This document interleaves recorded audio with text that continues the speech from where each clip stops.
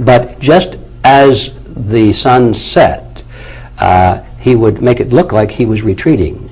He would put his major forces, half of them off to the right in a hidden location, another half to the left in a hidden location in the trees and bushes and the rocks and so forth. He'd have a few soldiers to be seen, and all of the camp followers with their wagons and their horses and their cattle and oxen would leave, and they'd drag branches behind them to kick up the dust to make it look like the whole army was retreating.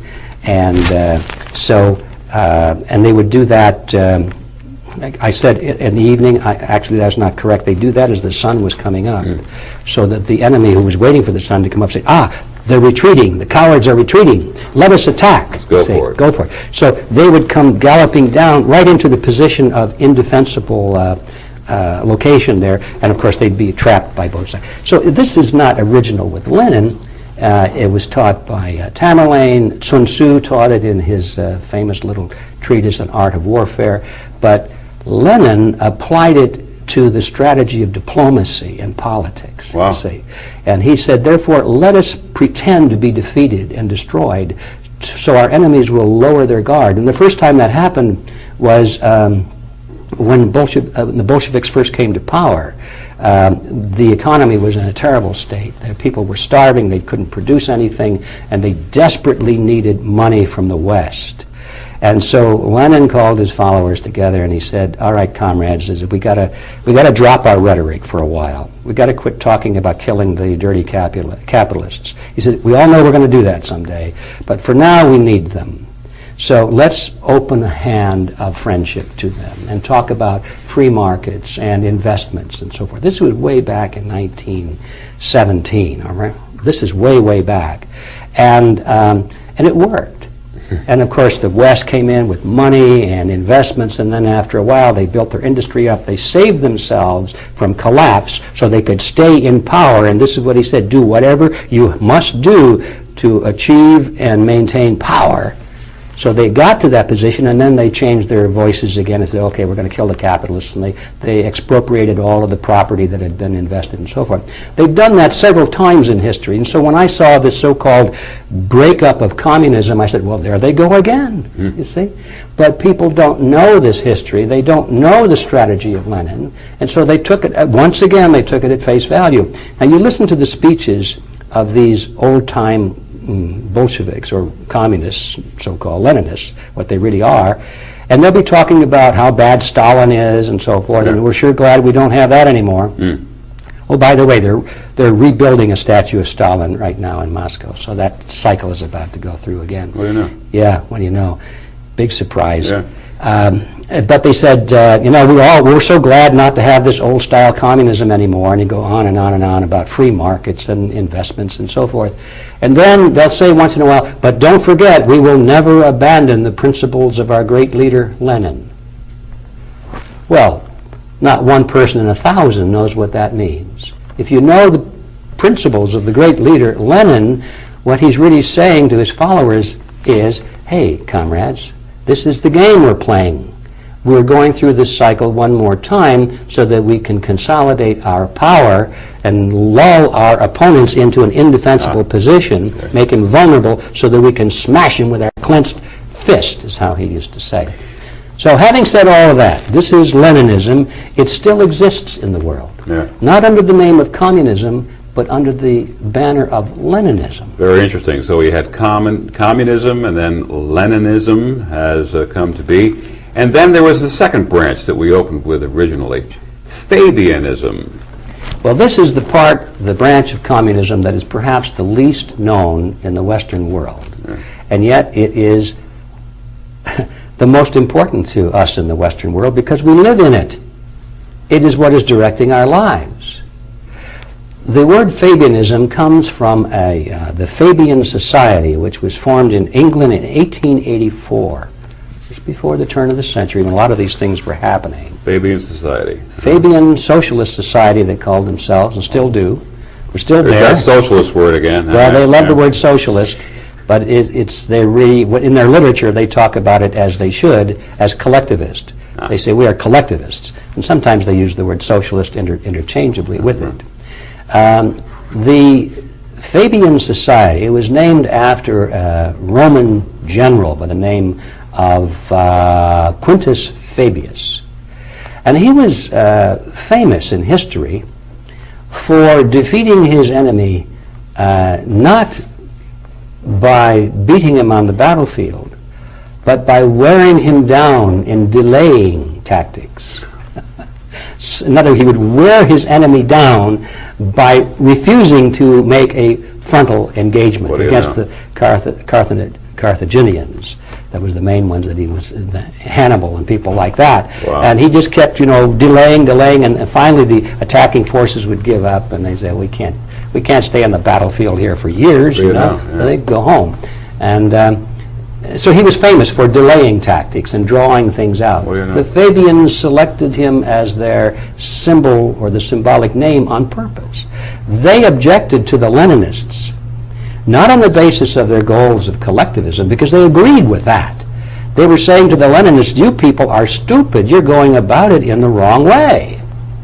You are trying to conquer the world and make a new world order based on the model of collectivism through force and violence and bloodshed and quick revolution. That's the wrong way, they said. The proper way is patient gradualism. They said, let's follow the motto or the tactics of Quintus Fabius and delay so there's no confrontation, and drag it out over a long period of time, and instead of confronting your enemy head on, we will infiltrate his institutions. We will move our people into his government agencies, into his educational institutions, and into his charitable organizations, into his corporations, and we'll gradually convert the world to international socialism in that fashion. This dragging it out sounds like Congress. It is Congress. This is what's been going on in England and in France and in Germany and in the United States. The move toward what they called socialism or communism, they said, would be gradual in such a way that there'd be no violent revolution, but at the end of the line they would have it, and nobody could say it happened on such and such a date. So the Fabians use as their symbol the turtle. That's actually their symbol, to signify coming to power slowly but surely. Now, who are the Fabians? Well, when they were formed, of course, there were such well-known people as Arnold Toynbee, the famous historian, H.G. Wells, there was George Bernard Shaw, Beatrice and Sidney Webb, who were founders of the London School of Economics, which is where President John F. Kennedy went and learned all of these Fabian socialist concepts that he instituted when he was president of the United States. The Fabians work quietly and behind the scenes. You don't hear about them. Not all of the people that practice Fabianism are members of the Fabian Society. Tony Blair, right now, who's the head of the British government, he's a member of the Fabian Society. But most of the Fabians in the world are not actual dues-paying members, but they follow the strategy of Fabianism nevertheless. And that is the philosophy that dominates the United States of America.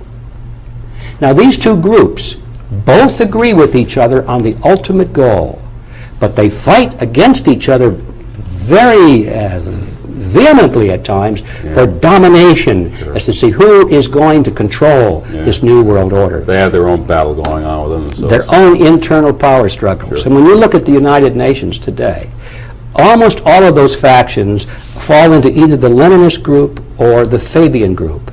And they may appear to be opposed to each other on issues, but if you look at the issues, it is never the issue of collectivism that they're opposed to. They agree that the New World Order at the UN has got to be strengthened, given more military, more money, and so forth. All they're fighting about is who is going to be in the best jobs there. That's all. So the bigger threat to me sounds like Fabianism because of its stealth qualities.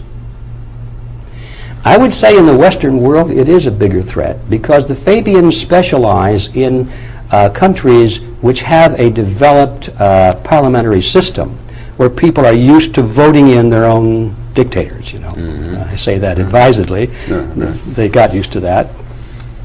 But the Leninists seem to specialize in countries where self-rule is not generally expected. In other words, third world countries and backward countries where people are quite used to dictatorships, open and above board dictatorships. They wouldn't know what to do with a vote anyway because it's not part of their culture. It'll take a long time before they get there. So where there are parliamentary structures in place and people are used to going and voting for things, that's where you find Fabianism coming to the front, because that's ready-made for their strategy. But where violent revolution and blood in the streets and overthrowing a hated regime is the method of bringing about political change, as in Africa, Asia, many countries in South America, that's where Leninism comes to its front. And these are the two factions that dominate the world today. You must understand that reality.